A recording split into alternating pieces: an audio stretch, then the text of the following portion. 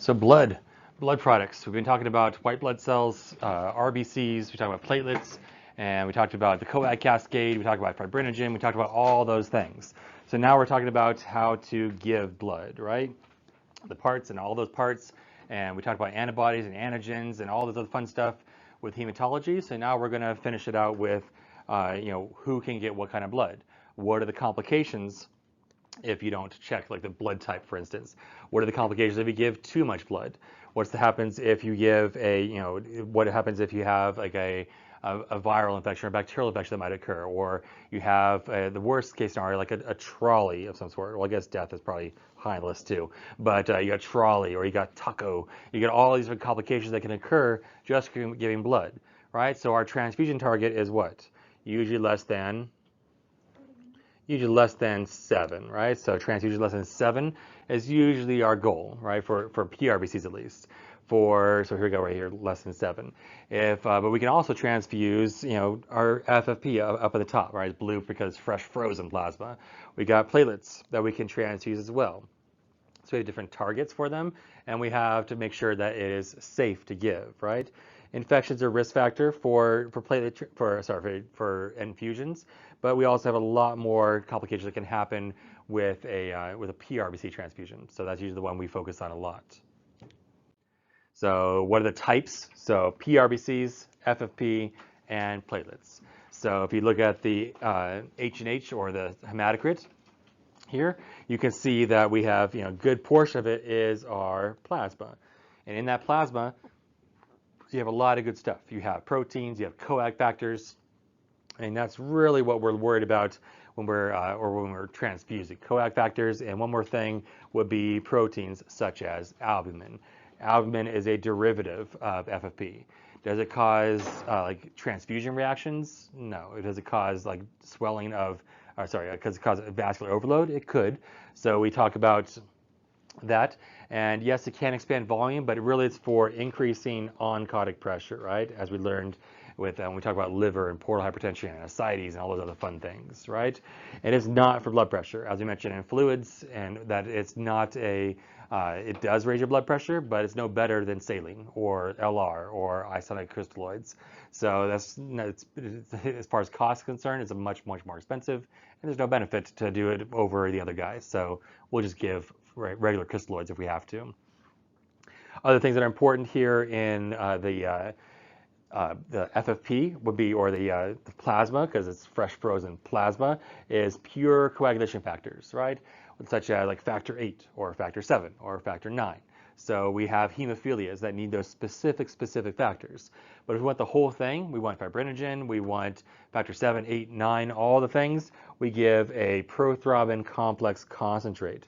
So you get a concentrated amount of those things. So we took this plasma and we we boiled it over 375, right? We all simmered it right on low. Then we'll get all that concentrated goodness out of the plasma, right? We saw a little red wine in there, make a little flash, right? Then we get our prothrombin complex concentrate, which is for who?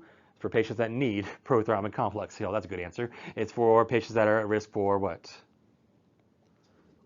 They have a bleed of some sort. They got a GI bleed. They got they have a intracranial bleed. Those are patients that need to get a prothrombin complex concentrate (PCC) immediately, right? And it's because they're probably on a anticoagulant. So I should say anticoagulant-related bleed, right? So you got a bleed from anticoagulants. They need PCC. Is vitamin K going to work? Yes, it'll work tomorrow because it takes 24 hours. Will FFP up top work? Yeah, it'll work in 4 hours, right? So we want to fix the bleed immediately, right? That's what PCC is going to do.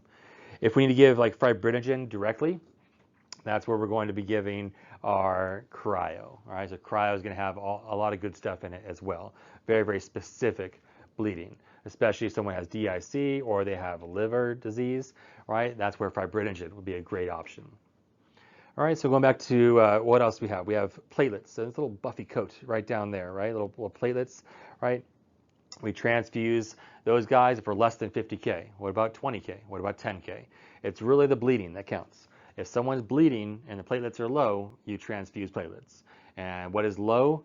50K for bleeding, right? If it's 35K, don't care unless they are bleeding. If it's 15K, don't care unless they are bleeding, right? But as soon as it's less than 10K though, that's really the icing on top. That's like, okay, you're gonna get transfused for less than 10K because you're at risk for spontaneous bleed when you're less than 10K. And there's even some articles they say less than 5K. So if those patients are really, really sick, or not sick, but really, really have a history of thrombocytopenia, and they're always low, and they're always getting transfusions, we can maybe give it for less than 5K if even. That's really where you can get hematology involved to decide for that patient what is good for them. All right, and then lastly, we have our packed RBCs, right? Packed RBCs has a little bit of plasma, but it is basically gone, right? So it's it's inconsequential. It's packed RBCs, they're packed in there really, really tight, and that is all you're giving to the patient. You're only giving the cell and whatever antigens they might have, an A, B, or Rh factor, right? That's all you're giving to the patient, right? So you got A, you have B, or you have Rh factor are the possibilities that are on top of your cell right there. Those are your antigens, right? So antigens are generated on the cell surface, whereas antibodies are floating in the serum itself, right? So that plays a role when we talk about who can get what kind of blood, okay? So who gets PRBCs? Someone who's hemorrhaging, hemoglobin that's low, less than 7, right, is our goal for packed RBCs. So transfusion types, homologous is the most common type. That's where we're giving PRBCs to someone. We don't know who it is, right? But we are giving it to someone. There is autologous, where they go to OR, they take their blood out, they process it, and they then give it back to the patient. That's called an autologous blood transfusion, right? There might be alternatives, right? Jehovah's Witnesses are famous for abstaining from blood, so they don't get blood. So you have to ask them, do you want autologous transfusions? Do you want dialysis if it came to it? Because their thing is they don't want blood to dwell outside the body, right? So it can't dwell outside the body for any amount of time. Once it's gone, right? So they have to make sure that they know what to expect, right? What the consequences are. And there's some things that are that church allows as a personal decision, right? They say they can have all these things over here, but in reality, we don't offer these things. There's a lot of things on this list we don't have. Microwave coagulating scalpel. Don't know what that is, right? But there's all kinds of things that we don't do, but like dialysis, that is up to them, right? Do they want to get dialyzed or not? Okay, so it's a personal decision. There's some things that are absolutely not acceptable. They can't get whole cells no matter what, right? It's not on the list. They can't get whole plasma, but they can get albumin, they can get PCC, they could get some fibrinogen, and they can maybe get other factors that that we have to then ask, right? We just got to make sure we are all on the same page about what they will and will not get. What is acceptable by the church? Yeah, they can get iron, they can get folate, they can get vitamin C to absorb the iron and folate, they can get B12. All right, so there's some things that are allowed and not allowed, just to clarify. Other reasons you might want to get alternatives, right, to blood transfusions where you want to give iron, folate, B12, etc., would be like a natural disaster, right? Like during COVID-19, we had exactly 2 units of blood in the whole hospital. We're like in a situation room. It's like, what are we going to do? We got 2 packed RBCs. Well, let's hope that something's on the way, and let's hope that we don't have a bleed today, right? Or like right now, there's a hurricane happening, right? So can they easily, transmit or transfuse? Can they easily transport RBCs between hospitals and blood banks? No, not as easily, right? So in those cases, they have to be much more restrictive. Instead of 7 hemoglobin, let's do 6, right? Because we know that 5 or less causes spontaneous MIs. So let's try 6, right? So we can reduce the transfusion target, for instance, to save blood. All right, and then what are some realistic options? Again, we've mentioned there's diet, iron, folate, B12. There's cell savers, DDAVP we talked about with renal patients, right? They're a high risk for bleeding and thrombocytopenia because the uremia, the BUN, is going to alter the function of the platelets. So we give DDAVP to promote von Willebrand factor and tissue factor to be released, and that will then promote platelet activity. So we have less bleeding overall. So DDAVP is an option for patients that have uremia, have elevated BUN. Okay, and there are some substitutes out there, but there's not a lot of evidence behind them. So how do you make sure that you're giving the right blood to the right patient? That's one of the reasons you got your RN license, that you know this. All right, so just a recap on that. Again, we go in a lot more detail when I talk about blood for like undergrad stuff, but you got to make sure that you're getting the right units on hold for the patient. So first of all, we're going to do a type and screen. So all we're doing is screening the patient. We're just screening them, seeing, can you get this blood, or what type of blood do you have, right, in the first place? So we're just screening them. We're taking their blood, right? Taking their blood, have no idea what it is. It could be AB, it could be B, it could be A, it could be negative, it could be positive. I have no idea. But what we do is you get a little reagent, right, from the lab, little reagents here, and you're just typing it because these reagents have the antibodies in it. They have anti-A, they have anti-B, they have anti-RH. So when you give that serum or that reagent to the patient, it's going to bind to their antigens that they have. So versus these are A's right here, right? So A's, A's, A's, right? I think I did A's as red and B as blue because I think I had some foresight here. So we have A's right here. And when that A antigen binds to this, it's going to clot. It's going to not technically clot, it agglutinates. So it gets sticky and it starts forming coagulation, right? It starts clotting. So if you give anti-A serum to someone with the type A blood, it's going to agglutinate. And we know that they have A antigen on their cells. So what we have to do, we have to also give them B, and we also have to give them anti-RH, right? Because those are the three things that are most common on the cell surface. If they have but then just come to find out, there are other antibodies out there that could cause reaction, right? So we're trying to find out, we could just by process elimination, we could figure out what type of blood they have, right? So it's just screening them to figure out what type are you. And then when it's time to give units, right, that's when you type in cross. That's where you take their blood sample and you cross match it with the blood that you got for the blood bank, right? So if you look at that blood right there, it has all the blood in there, right? It has about 300 cc's of blood, and then it has these little forbidden honey sticks that are at the edge that are also that are used for this reason. So they just crack off one of the little honey sticks, and they then test it with the patient's blood to see if there's any agglutination that happens, if any reaction occurs, right? That's the whole purpose of those, is to test it, right? To test the blood. So they don't have to stick a needle in here and test it. They just have these little samples off on the side, right? When they draw your blood, you can see how it fills up those little guys on the side first. Okay, so that is type and screening versus type and crossing. If we get agglutination, that is a incompatibility. You would not give that type of blood to the patient, right? And the whole purpose of type and screen was to figure out what kind of antigens are on top of the cell, right? Because patients have a serum and they have a cells, right? So if you give the wrong serum to someone, it's going to attack their cells. If you give the wrong cells to someone's serum that has the antibodies against those cells, it will also cause a problem. Okay, so it goes both ways. So we have type A, type B blood, type O blood, type AB positive, you have all these combinations, and the naming comes from the antigens that are there. So if they have A antigens, right, this patient has B, right? They got B antigens on their blood, right? They're going to have their type B blood, okay? So I kind of used the wrong color, didn't I? But anyways, we have these, let's go back one, sorry. So we have, let's just say these are A's, okay? So they have A antigens on their cells. They're going to form antibodies against what they don't have, right?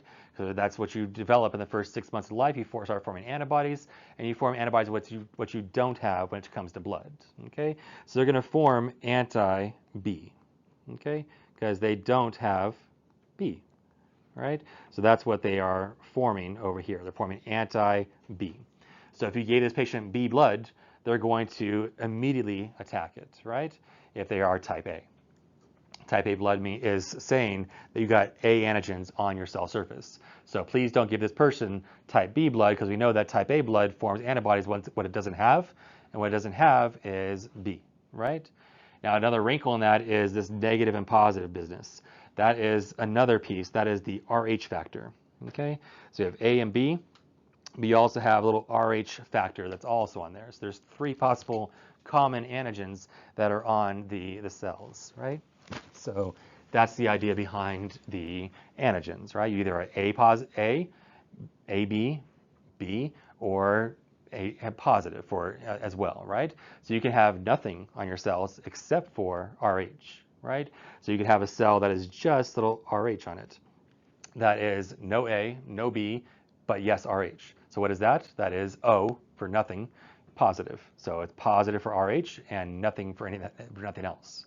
AB positive means you have A, you have B, and so you have A and B, and you have RH on there as well, right? That's AB positive blood, for instance. So those are our options. So A, B, AB, or nothing. Okay, and then of course we then add the RH factor to figure out do they have this RH factor or not.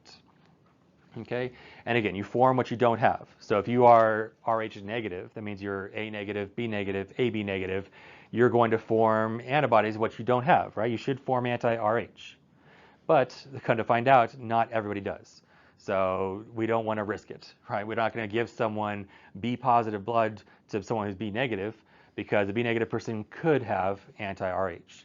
So that's why, like in pregnancy, they always give like RhoGAM. They give it to stop that transfusion reaction. When mom is negative and baby is positive, they can actually start attacking baby, right?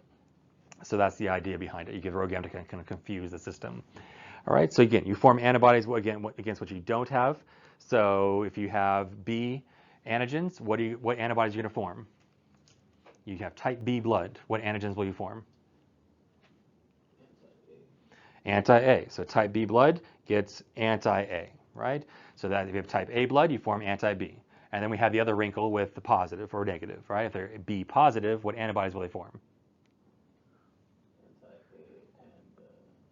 So I'm going to stop you there because you got the right answer. You have only anti-A because you're not going to form anti-RH because you have your RH positive. You would be killing yourself, right? But if someone's B negative, then they would form the antibody again, maybe, if they got exposed to it, right? Whether in pregnancy or exposure with sex or with transfusions or whatever it may be, right? Or someone did a blood pact as a 5-year-old, as like a 7-year-old bro thing. It's like, hey, we're blood bonded now, right? Like every 80s movie ever is like, you cut yourself, right? And they all do that, like the blood ritual.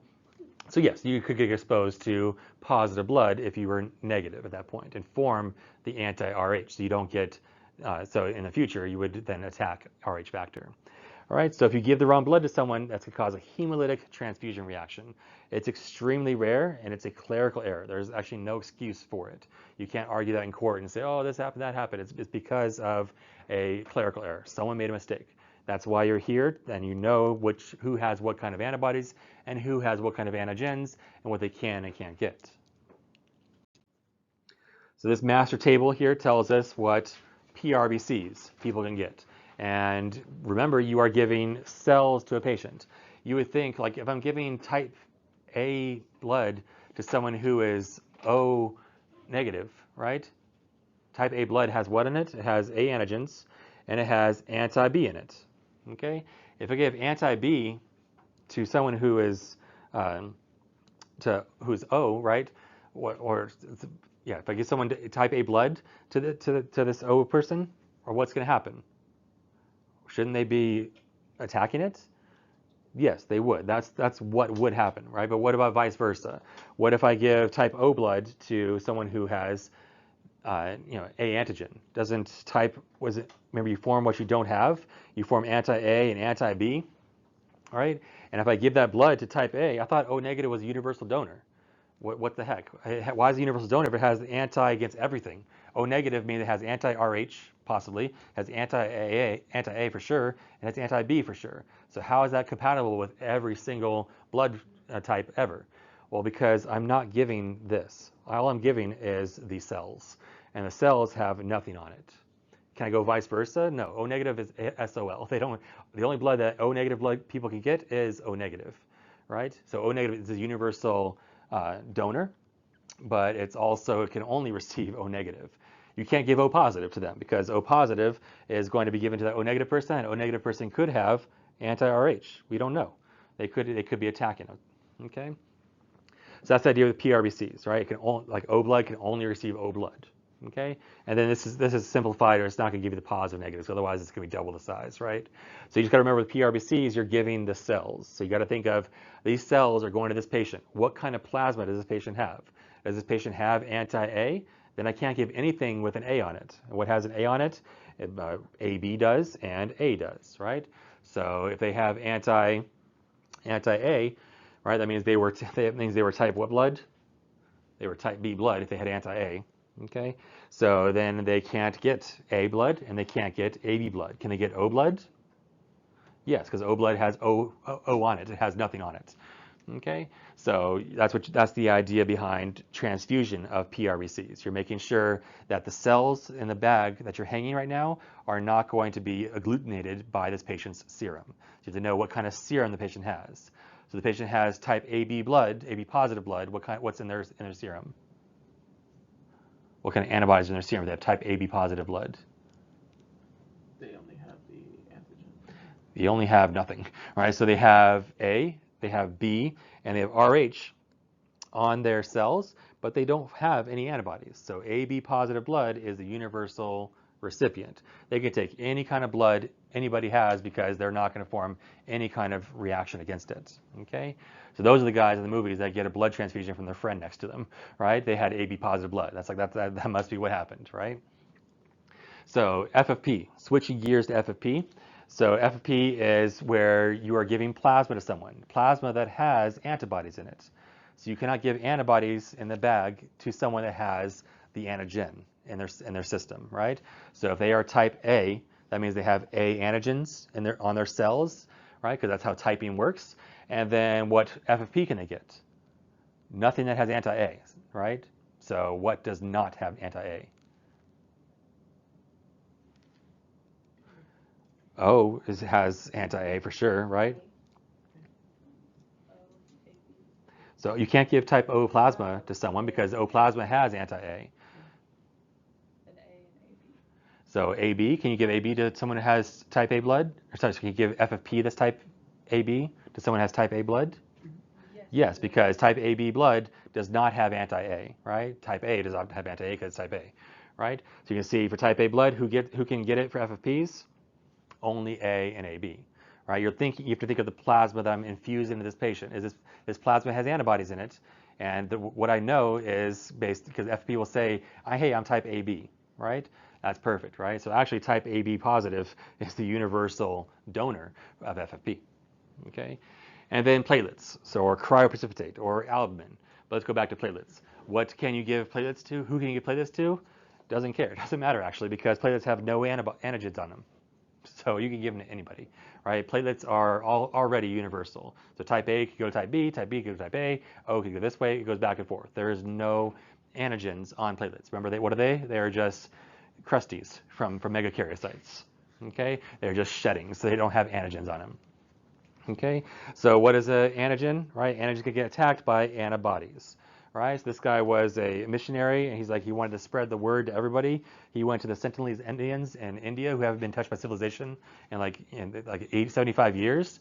So they are anti-A, right? So they were going to attack. They did attack him, right? They threw spears at his boat and he died.